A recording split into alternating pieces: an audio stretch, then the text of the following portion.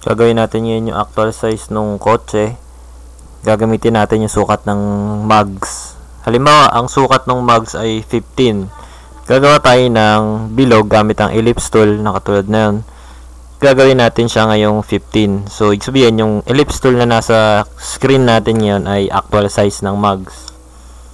Ayan. So, 15 yung actual size ng mugs. Halimbawa, pwede naman natin itanong yung sa customer o sukatan natin yung mismong mugs kung hindi alam ng customer. Then, ilalak natin yung ellipse. Ilalak natin siya para hindi siya nagagalaw. So, right click, then left click sa lock object. Doon sa, ayan, sa may bandang taas. Ayan. So, lock lang natin yan. Kahit na hilahin natin yan, hindi na natin yan magagalaw dahil nakalock unless i-unlock natin. Select natin ngayon itong group ng 5 objects. Yun nga yung kotse. At ang kailangan natin gawin dito, maging kasing laki ng mugs ng kotse yung bilog na dinrawing natin. So, paano natin gagawin yon? Tatapat natin siya pa konti-konti dun sa bilog hanggang sa maging sakto na yung size niya. Na katulad nung nandun sa bilog na dinrawing natin.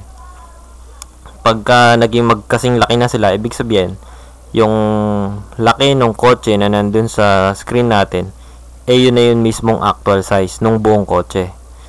Kung kasing laki na nung mugs ng kotse, yung bilog na 15 inches. So, adjust natin siya hanggang sa maging magkasing laki yung mugs at yung bilog.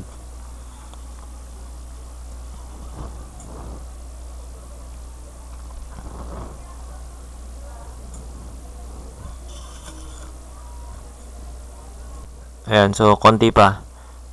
I-adjust pa natin ng konti dahil medyo malaki pa yung mugs. Konting usog na lang. Tingnan natin kung sakto na. Pagka sumakto na yung laki ng mugs, ibig sabihin okay na yun. Pati yung side stripe na nandun sa layout ng kotse, yun na rin yung actual size. So, hindi na natin kailangan sukatan pa kung gaano kalaki yung magiging stripe dun sa gilid ng kotse. Doon na natin ibabase ngayon sa actual size ng kotse dito. So, kung ano yung nandito sa picture, yun na rin yung magiging kalalabasan nun sa actual na sticker. So, yan. So, halos magkasing laki na. Yun na yung magiging final size niya. Actual size na yung kotse.